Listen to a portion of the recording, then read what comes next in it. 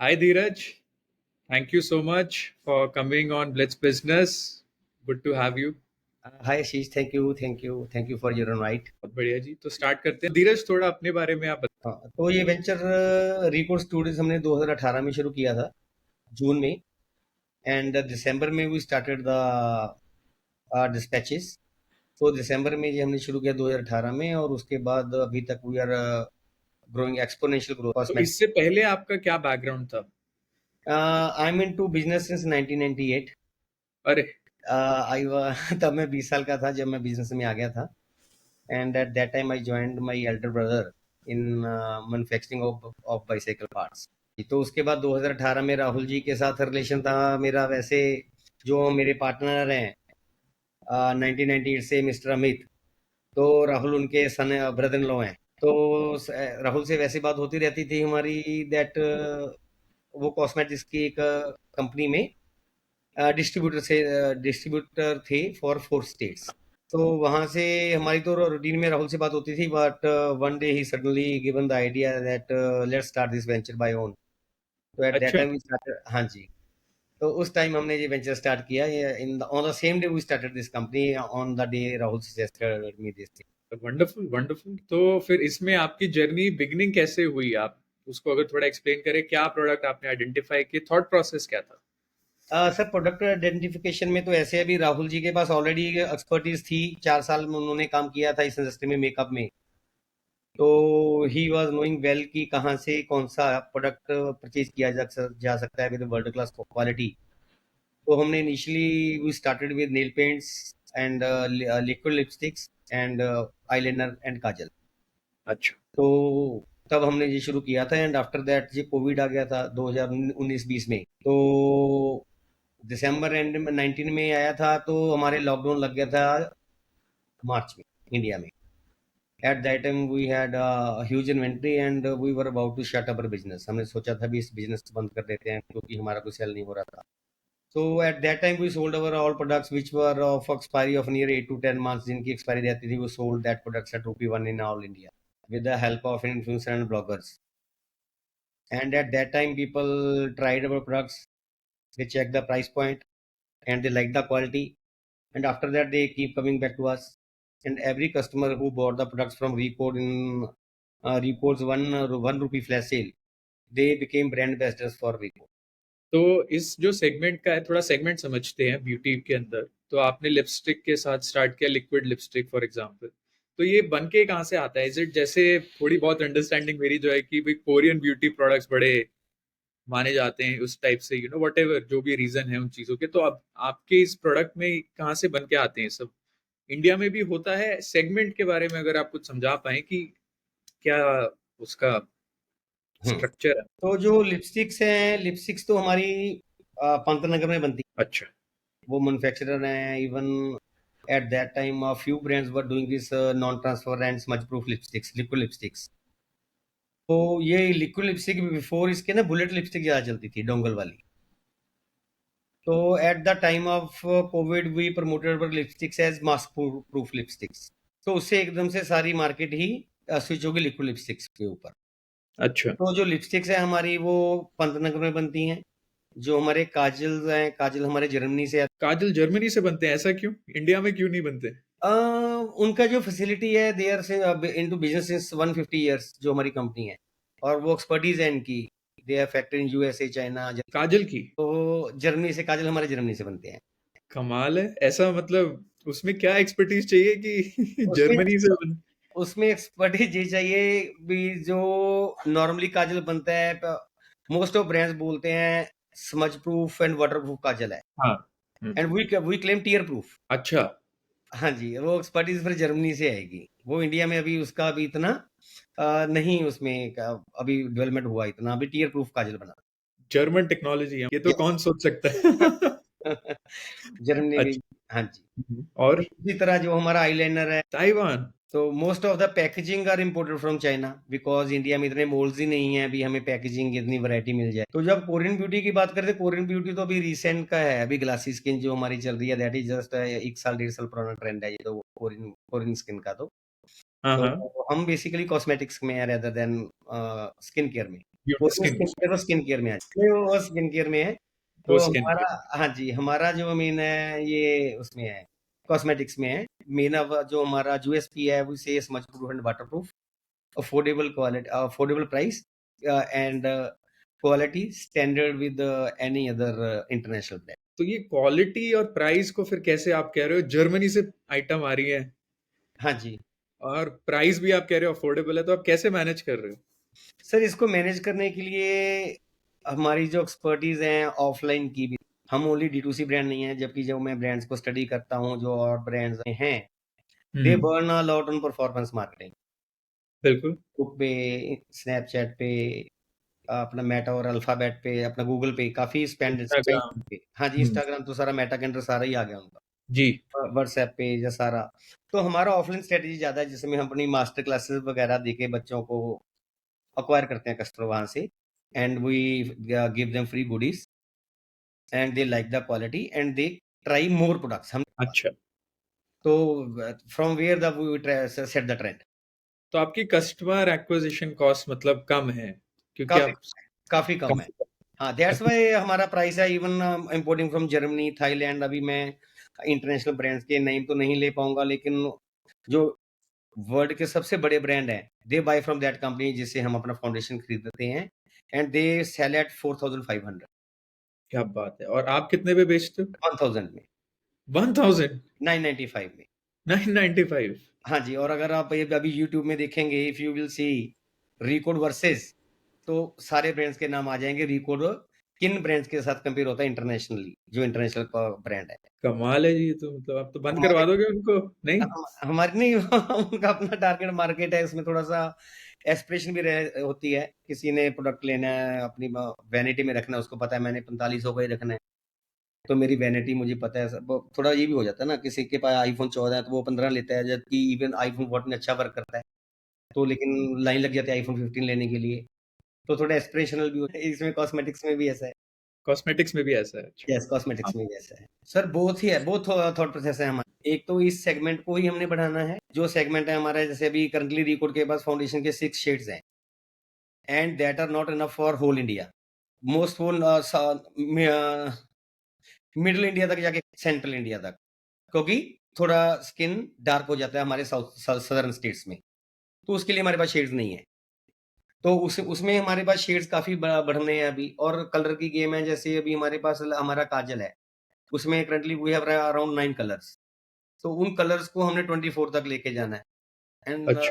Brands के पास already 24 तक colour हैं। और उसके बाद हम अभी रिसेंटली अगले 1 या 1.5 महीने में अभी we were focusing into makeup artist, and makeup artist के थ्रू हम रीच कर रहे थे टू मास मार्केट।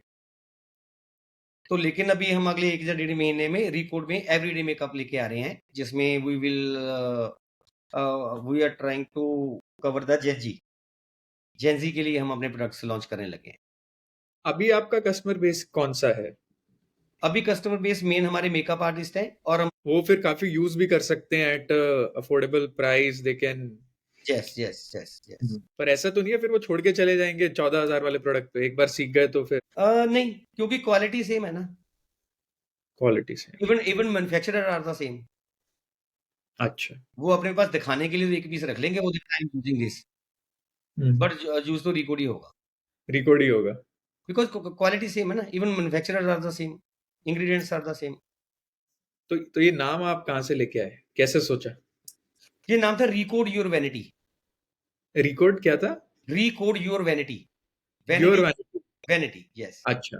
हाँ, रिकोड योर वैनिटी से हमने रिकोड पे किया। अभी अपनी वैनिटी को आप रिवैम्प कीजिए। ओ, अच्छा। यस यस यस यस तो अभी आपके स्टोर्स भी हैं अवेलेबल मार्केट में, यस। ऑफलाइन? हाँ जी या आप चैनल के थ्रू बेचते हो या ऑनलाइन मेजर है, क्या आपका स्प्लिट कैसे? सर, अभी जो करंट हमारा रीसेंट स्प्लिट चल रहा है, that is about 50-50, online 50? Versus offline का। तो ऑफलाइन में हमारी खुद की फ्रेंचाइजी स्टोर्स हैं around 17, from Gondia, Bilaspur, Raipur, Chennai, Kolkata, Ahmedabad.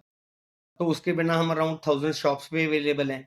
Shop in shop जो मॉडल्स होते हैं, जो शॉप्स होती हैं, जनरल स्टोर्स होते हैं, उन पे ब्रांड्स होते हैं, उसमें भी है। और उसके बाद हमारा खुद का शॉपिफाई स्टोर अच्छा काफ़ी चल रहा है। और इसके बाद हम नायका, अमेज़न, फ्लिपकार्ट, मिंत्रा ब्यूटी सभी मार्केट प्लेस पे अवेलेबल है और नेक्स्ट वीक हम ब्लिंकिट पे भी लाइव होने लगे हैं, स्विगी, इंस्टामार्ट पे भी। तो धीरज, एक बड़ा वो जो क्वेश्चन चलता रहता है कि भाई ओमनी चैनल होना चाहिए, ये सब होना चाहिए, ऑनलाइन है, ये सब है। आपका प्रैक्टिकल एक्सपीरियंस में प्रॉफिटेबिलिटी कौन से चैनल में है? सर प्रॉफिटेबिलिटी तो आपके प्रोडक्ट में है और प्रोडक्ट की प्लेसमेंट में है। आपने प्रोडक्ट क्या किया, उसकी प्लेसमेंट का तो चैनल तो दोनों में प्रॉफिट आएगा अगर आपका प्रोडक्ट सामने वाले को कोई डिफरेंस होगा? डिफरेंस और बेसिकली प्रोडक्ट की प्लेसमेंट है। अगर मैं और ब्रांड्स भी आपके साथ कंपेयर करूंगा कि मैं ब्रांड्स को ऐसे नाम नहीं ले सकता, तो प्रोडक्ट्स और भी बहुत धंधे का इंडिया में बन रहे हैं जो प्रॉफिट मेकिंग है। तो बेसिकली तो आपकी प्रोडक्ट की प्लेसमेंट है, आपके कस्टमर को प्रोडक्ट वो चाहिए या नहीं चाहिए। आप अच्छा। जो प्रोडक्ट लॉन्च कर रहे हो, अगर आपको नहीं चाहिए किसी कस्टमर को और आप उसको फोर्सफुली बेचना चाहते हो भी, एक बार ट्राई करो, तो आप 1.5-2 के रॉस पे काम करोगे और 1.5-2 के रॉस पे काम करोगे तो आपको लॉस आएगा। बेसिकली अच्छा, आप ऐसा भी पॉसिबल है? हाँ जी। ऐसा भी पॉसिबल है?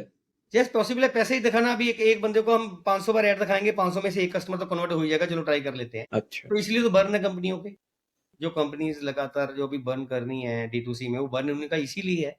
They keep showing their product to people on Instagram, Facebook and Google और कभी ना कभी कोई ना कोई तो ले ही लेता है। वो वन टाइम कस्टमर है, मतलब आप कह रहे हो? वन टाइम है और अगर अगर आपके प्रोडक्ट में दम है तो they will come back to you और साथ में वर्ड ऑफ माउथ भी करेंगे अपने 5 फ्रेंड्स के साथ। तो वर्ड ऑफ माउथ तो फॉरमोस्ट एक बार हम दिखा के बेच भी लेंगे किसी को, किसी भी इन्फ्लुएंस भी कर लेंगे किसी जैसे हमारा जो मेन टारगेट है, हम मेकअप आर्टिस्ट के थ्रू जाते हैं अपने एंड कंज्यूमर के पास। उनको हमने एक बार प्रोडक्ट दे दिया, अगर वो हमारे पास वापस ही नहीं आएगा एक बार प्रोडक्ट लेके, एक तो जो मेकअप आर्टिस्ट है, मेकअप टीचर है, साथ में उसकी एकेडमी है। एक तो उसकी क्रेडिबिलिटी के ऊपर क्वेश्चन है, भी आपने हमें ऐसा प्रोडक्ट कैसे सही या बात है। सजेस्ट ही क्यों किया? क्योंकि उन्होंने 1 क्लास तो करनी नहीं, उनकी तो मंथली या वीकली क्लासेस चलती है। उसको अच्छा। रिकॉर्ड की क्रेडिबिलिटी के ऊपर है, भी प्रोडक्ट में इनके कुछ है नहीं। तो all of the day and में आपके प्रोडक्ट में ही दम होना चाहिए। Your product should be your hero. तो ये इनको कुछ आप लोग इंसेंटिव भी देते हो अगर वो आपका प्रोडक्ट आगे पुश करते हैं? इंसेंटिव एज़ सच ऐसे इंसेंटिव नहीं है, कुछ तो हैं, किनका कुछ तो पेड ब्लॉगिंग में भी है हमारे पास, पेड होते हैं कुछ आर्टिस्ट। किन्हीं को प्रोडक्ट अच्छा लगता है तो बीच में थोड़ा उनका कट भी होता है, मार्जिन लेते हैं थोड़ा, लाइक ए शॉप। तो कुछ आर्टिस्ट ऐसे हैं जिनको प्रोडक्ट ही अच्छा लगता है और उनको लगता है भई यार मैं ₹45 वाला प्रोडक्ट है जो, वो ₹1000 में क्वालिटी वो सेम मिल रही है, तो मैं अपने स्टूडेंट को ये प्रेफ़र क्यों ना करूँ? वही 4500 वाला या 4000 वाला या ₹2200 वाला प्राइमर क्यों लेना आपने? आप रिपोर्ट का 700 वाला लो, because results are the same. अच्छा। थोड़ा और आप उसमें बताइए कि अभी प्रोडक्ट इंडिया मार्केट में अगर हम टोटल आपके सेगमेंट की बात करें ब्यूटी के अंदर, सबसे टॉप 3 सेलिंग आइटम कौन से हैं इंडिया में? इररिस्पेक्टिव पूरे इंडिया को देखेंगे अगर आप, टॉप 3 या टॉप 5 सेलिंग आइटम जो सबसे ज्यादा बिकते हैं कॉस्मेटिक्स में या पर्सनल केयर? ब्यूटी जो। कॉस्मेटिक्स में सर सबसे ज़्यादा बिकेगा आपका काजल और मॉइस्चराइज़र और आपके मिस्ट। मिस्ट। मिस्ट जो होते हैं हमारे स्प्रेज़ होते हैं जो, अच्छा। तो ओके। इनकी मार्केट है, ये डेली यूज़ के लिए हो जाता तो ये कितनी कितनी बड़ी काजल, कितनी बड़ी मार्केट होगी आपके साथ? है। काजल का सर एज़ सच मेरे को मार्केट का आइडिया नहीं, लेकिन ह्यूज मार्केट है, मेरे को कैलकुलेट करना पड़ेगा सारा, लेके मेरे पास नंबर तो है कौन कितना काजल बेचता है, जैसे लैक्मे 25 लाख बेचता है। 25 लाख? हाँ जी, मंथली, एक साल के, एक महीने, क्या बात हो रही है? महीने का। महीने के 25 लाख काजल? मतलब हम 140 करोड़ हैं, उसमें से फीमेल निकालो, बच्चे निकालो, सारा कुछ निकाल के हमारे 20-25 करोड़ फीमेल तो हैं टारगेट ऑडियंस में। तो मेरे पास काजल का ऐसा नंबर नहीं है, लेकिन काजल की मार्केट बहुत बड़ी है इंडिया की। काजल की बड़ी। तो हमारे जैसे बहुत सारे लिसनर हैं जो एंटरप्रेन्योर बनना चाहते हैं, तो आप उनको क्या बताएंगे कि भाई काजल बेचो, मेरा कंपटीशन बनो? क्या सजेशन हो गया अगर किसी को है कि भाई मेरे को काजल ही बेचना है, बाकी सब शुरू कर सकते हैं विद लो कैपिटल, क्योंकि मार्केट इंडिया की बहुत बड़ी है। काजल से मॉइस्चराइज़र से शुरू कर सकता है कोई, तो अपनी मार्केट उसने कौन-सी कैटर करनी है और उसको प्लग को प्रोडक्ट करके शुरू में एडवर्टाइज़मेंट किसी से करवानी है, फेसबुक और गूगल के थ्रू जाना है या इन्फ्लुएंसर मार्केटिंग के थ्रू जाना है और प्रोडक्ट में स्मज प्रूफ, वाटर प्रूफ है, तो स्टार्ट कर सकते हैं। बहुत बड़ी मार्केट है, बहुत बड़ा गैप है। 2014 के बाद ही रिकॉर्ड को इंक्लूडिंग 10 ब्रांड आ चुके हैं इस मार्केट में। 10? ओ, तो आपका सबसे बड़ा कंपटीशन कौन है? कंपटीशन तो इंडिया के हिसाब से तो काफ़ी है, लेकिन हम अपने आप को इंटरनेशनल ब्रांड्स के साथ ही कंपटीशन मानते हैं। We are not competing with any other brand. हम अपनी खुद की हमने कैटेगरी क्रिएट करने की कोशिश कर रहे हैं, इंटरनेशनल वर्सेस रिको। तो आप बाहर भी बेचते हो अभी या इंडिया में ही आपकी मार्केट? नहीं, अभी इंडिया में है सर, अभी इंडिया में ही है। बाहर तो अभी इंडिया ही देखो, इंडिया ही इतना बड़ा है, अगर हम यूपी को ले लें, यूपी की पॉपुलेशन 25 करोड़ है। तो इंडिया में भी अभी हमारा तेलंगाना, हैदराबाद और कर्नाटका कवर है। तो अगर हम कर्नाटका को हमने ये मान लो कर्नाटका को ही हमें तो we open the market of Canada, जिसकी पॉपुलेशन 2 करोड़ है। तो ये एक-एक अच्छा, हमारा एक प्रोविंस ही एक-एक कंट्री ऐसे बड़ा है। उसको ही कैप्चर करने में बहुत टाइम लग जाएगा। उसको कैप्चर करने में तो बाहर ऐसे अपने ऊपर कोई हमने मेडल तो लगवाना नहीं, that we are exporting also. तो पहले इंडिया कवर करते हैं, बाद में export Bangladesh, Nepal, middle east में भी अच्छा है, टर्की में, इजिप्ट में जाता है, कॉस्मेटिक्स करते हैं और ब्रांड्स, लेकिन अभी it's too early for us. अभी इंडिया हमने पहले हमारा फोकस इंडिया पे है। तो फिर इस बिजनेस के अंदर थोड़ा और समझते हैं कि आपका कैश फ्लो आई थिंक बहुत क्रिटिकल कंपोनेंट होगा, हुँ, क्योंकि आप प्रोक्योर कर रहे हो और आपकी इन्वेंट्री अगर पाइल अप ज्यादा हो गई हुँ। तो आप फिर वो सारी, तो आपके प्रैक्टिकल चैलेंजेस क्या हैं इस एस्पेक्ट में, कुछ हैं आपके, या आप कैसे डील करते चैलेंज तो सर हर बिज़नेस में रहता ही है। चैलेंज तो खाली एक नौकरी है जिसमें कोई चैलेंज नहीं है। 9 टू 5 हो? काम 10 तारीख को सैलरी आ गई, 1 तारीख को सैलरी आ गई, कोई चैलेंज नहीं है।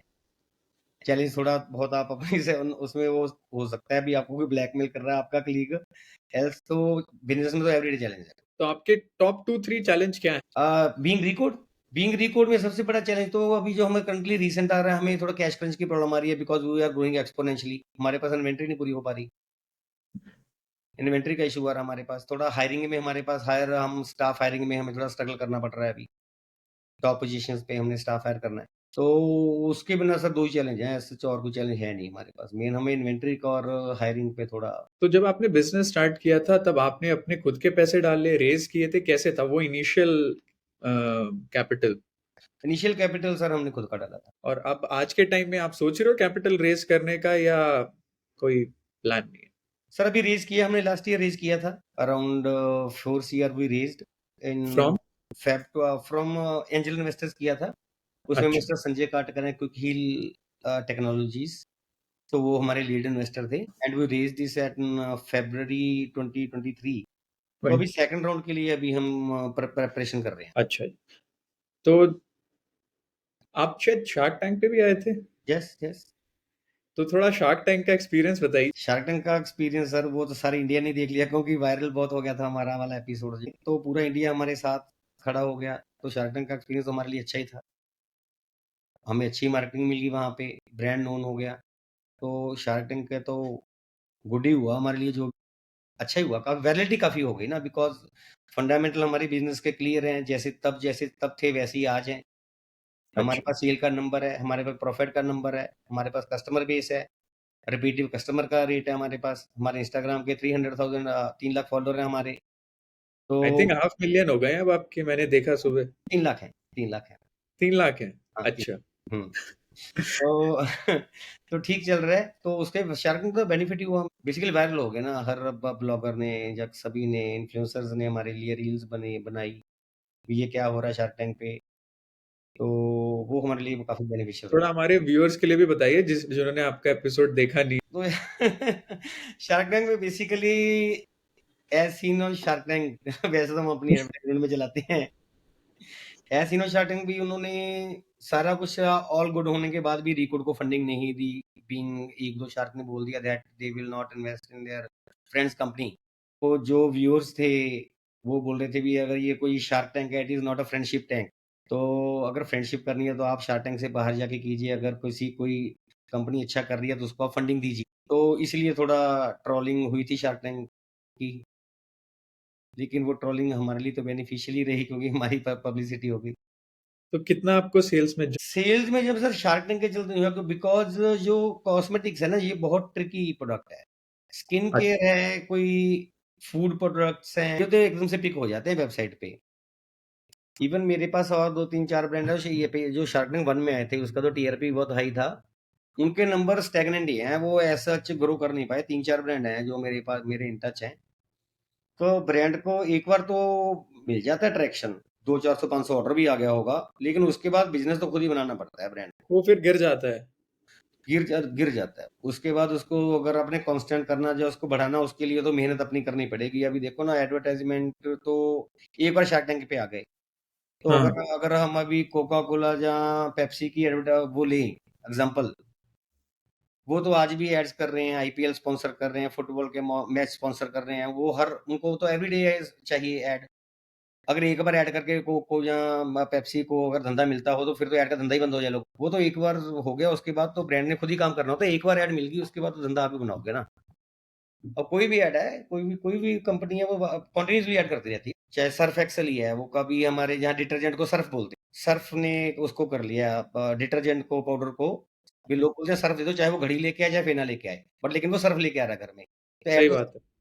ऐड तो सर्फ को भी करनी पड़ती है, तो फिर वो उससे क्या होगा, ऐड तो ये तो कंटिन्यूस प्रोसेस है। ये तो काफी डीप इंसाइट थी, बिल्कुल आपने सही कहा कि ये तो एक बार करके आप छोड़ नहीं सकते। हाँ बट जी। इसका ये भी मतलब है काफी मतलब कैपिटल डालते रहना पड़ेगा। हाँ जी, कैपिटल डालते रहना पड़ेगा। वो तो आपको देखना पड़ेगा भी आपके पास कॉग्स क्या है, कॉस्ट ऑफ गुड्स सोल्ड क्या है आपकी, आपकी वर्कर कॉस्ट क्या है, और एंड में आपके पास बीटा क्या बचता है, या मान लो आपके पास प्रॉफिट क्या बचता है, ग्रॉस प्रॉफिट, उसके बीच में से आप एडवर्टाइजमेंट और शिपिंग वगैरह निकालोगे।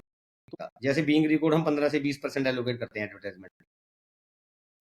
फंड्स की एलोकेशन आपको प्रॉपर करनी पड़ेगी भी कितना, जिसमें आप प्रॉफिटेबल बिजनेस बना लो, कितना फंड आपने एलोकेट करना है एडवर्टाइजमेंट। तो धीरज, अभी जितना आपका ये एक्सपीरियंस रहा, आपने देखा इससे पहले के बिजनेस में भी, कुछ आपके माइंड में इस बिजनेस से रिलेटेड समथिंग एल्स कि आप अब जब पीछे देखते हो कुछ ऐसी आइटम है आपके माइंड में कि भाई कुछ अलग कर लेते, या ये आइटम ऐसे कर लेते, ऐसे एग्जीक्यूशन कर लेते, या समथिंग डिफरेंट?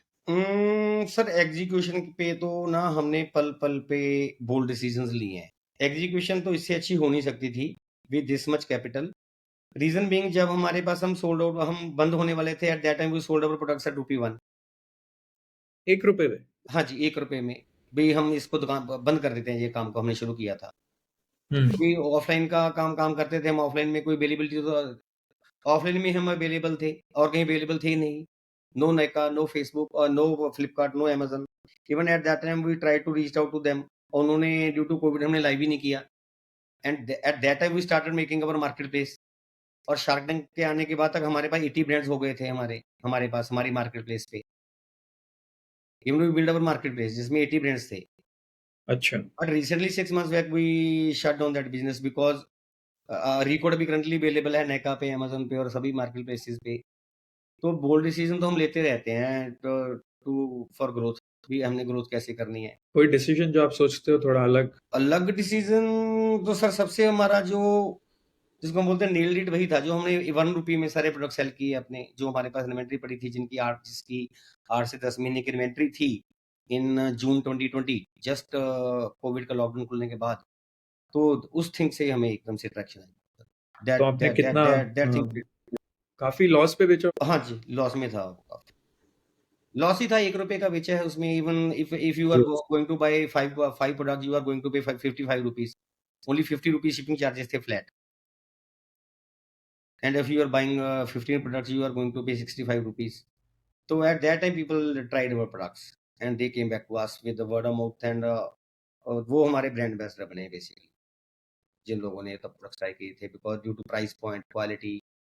तो वहाँ से we started this exponential growth का। अंडरस्टूड। तो धीरज, जब आप शार्क टैंक के जजेस के साथ कनेक्टेड हो, आप बात बात होती? नहीं, शार्क टैंक में तो सर वहीं पे उसी एपिसोड के बाद ही खत्म हो गया था सारा कुछ।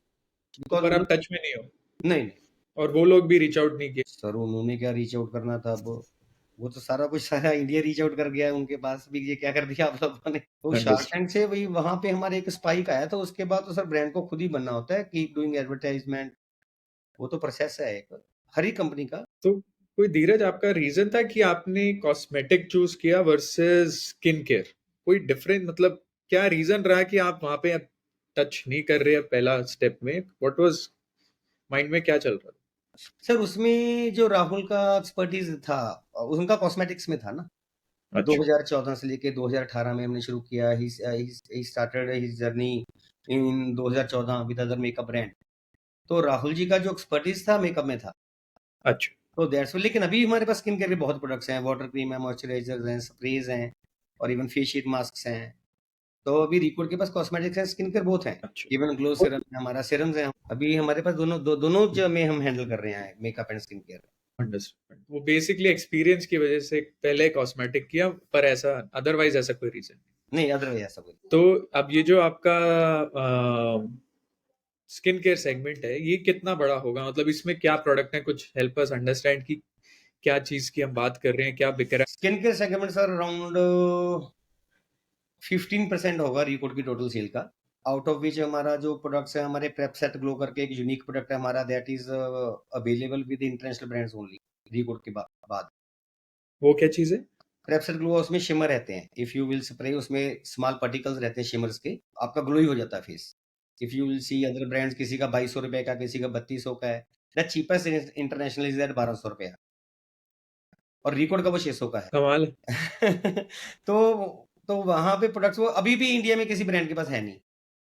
ऐसी क्यों बात है? क्या क्या है, वो क्रैक क्यों नहीं कर पा रहे? क्रैक बेसिकली जो मार्केट है ना जी मेकअप आर्टिस्ट की, 2019 में जब सब बच्चे बूढ़े जंग सारे घर बैठे थे ना, जो फीमेल ऑडियंस थी ना, उसने दो ही काम पे ज्यादा फोकस किया, एक केक मेकिंग पे और एक कॉस्मेटिक्स पे। तो हमारी कॉस्मेटिक्स की लाइन थी, तो हमने उसमें देखा भी क्या क्या गैप्स हैं एट दैट टाइम, तो उन गैप्स को हमने फिल करनी। Understood. तो वो 2-3 महीने, 6 महीने, मान लो उसके बाद भी देखो ना, कॉलेजेस वगैरह तो 6-6 8 महीने, 8-8 महीने नहीं खुले। वर्क हाँ। फ्रॉम होम था, स्टडी फ्रॉम होम था, इतने अटैक हमारे पास भी आए तब ऑनलाइन कोचिंग के। तो तब सारा टाइम ही स्पेंड इंस्टाग्राम पे हुआ बेसिकली, हमारे जो ओटीटी पेज है इंस्टाग्राम पे, जितने भी हमारी यंग ब्रिगेड थी। तो वहाँ पे गैप काफ़ी, मेकअप को के लिए लोगों को काफ़ी ज़्यादा जागरूकता आई भी, मेकअप भी नाम भी ऐसे किया जा सकता है, ऐसे मेकअप होता है। इवन अ गर्ल, अगर आप किसी को जानते हो तो she will not be knowing that how to draw wing liner, wing liner कैसे लगाना है, फ्लिक कैसे निकालनी है यहाँ से। तो वी टीच देम दैट, आप हमारे पास आओ, हम सिखाते हैं आपको एट फ्री ऑफ कॉस्ट। तो that's how we acquire our customers, उनको ट्राई करवाते हैं and they keep coming back to us with their friends. Wonderful. Sir politics में तो मेरी ऐसा कोई व्यूज नहीं रहेंगे, पॉलिटिक्स पे तो फॉलो पूरा पूरा करते हैं। तो अभी का क्या लग रहा है आपको?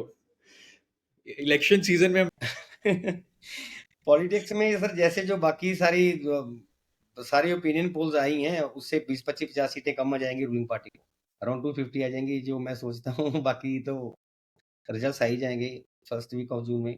आपकी कोई एक्सपेक्टेशन इंडस्ट्री गवर्नमेंट पॉलिसी की, आपको क्या सपोर्ट चाहिए, क्या चेंज होना चाहिए कुछ उस पर्सपेक्टिव से? सर इंडस्ट्री में बेसिकली यूनिफॉर्मिटी ऑफ टैक्सेस होनी चाहिए, जो भी नहीं है फॉर गवर्नमेंट एग्जांपल। जितने भी उसमें है, जैसे किसी चीज पे 5% जीएसटी है, किसी पे 12 है, किसी पे 18 है, किसी पे 28 है, तो गवर्नमेंट को ये मोरस जल्दी इसको यूनिफॉर्मल कर देना चाहिए, 15% या 20%, जहाँ पे भी सरकार को रेवेन्यू प्रॉपर पूरा आने लग जाएगा, जो उनकी गवर्नमेंट की एक्सपेक्टेशन है।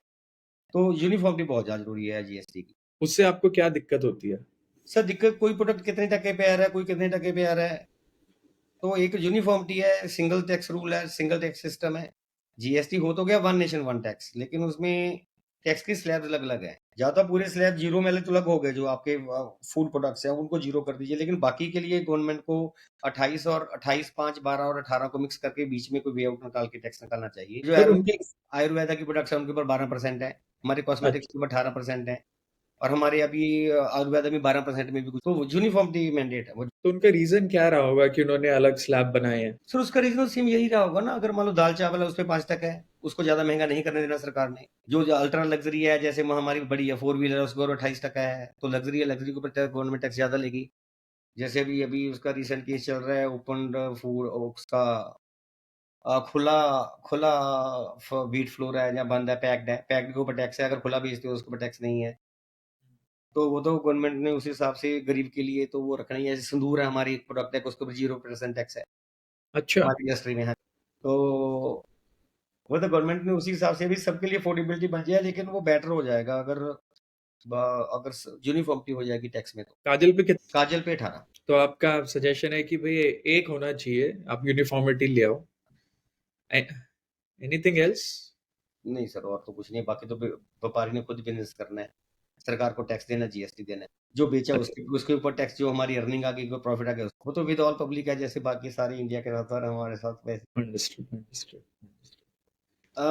फॉर द टाइमिंग तो सर हम स्टार्टअप हैं, तो काफ़ी ज़्यादा प्रेशर रहता है, तो अभी हम इतने मैच्योर नहीं हैं, भी थोड़ा इधर उधर भी कर ले, तो खाली बिजनेस पे ही है अभी तो फोकस ज़्यादा, बिजनेस पे ही है फोकस ज़्यादा, तो इसमें बिजनेस या अदर पार्टीज को स्टडी कर लिया, कौन क्या कर रहा है मार्केट में, नया क्या, हम अपने प्रोडक्ट को और क्या इम्प्रूव कर सकते हैं। रिसेंटली हमारी पैकेजिंग थोड़ी पुअर थी, उसको इम्प्रूव किया हमने सारा, ड्यू टू लोअर एमओक्यू, हमारी मिनिमम ऑर्डर क्वांटिटी थी वो थोड़ी कम थी, तो हमें तब चॉइस नहीं मिलती थी पैकेजिंग की।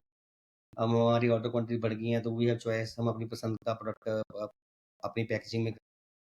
तो मेन तो अभी सारा ध्यान अभी तो फॉर द टाइम बिंग तो बिजनेस में ही। कोई एक्विजिशन ऑफर भी है? नहीं, अभी तक एक पोजीशन की ऑफर नहीं है, लेकिन हम उसको एक्सेप्ट भी नहीं करेंगे अगर कोई आती है तो फ्यूचर में। एक्सेप्ट नहीं, सॉरी क्या कहा आपने? एक्सेप्ट भी नहीं करेंगे उसको, क्योंकि इतनी मेहनत से कर रहे हैं और we know that what we are building.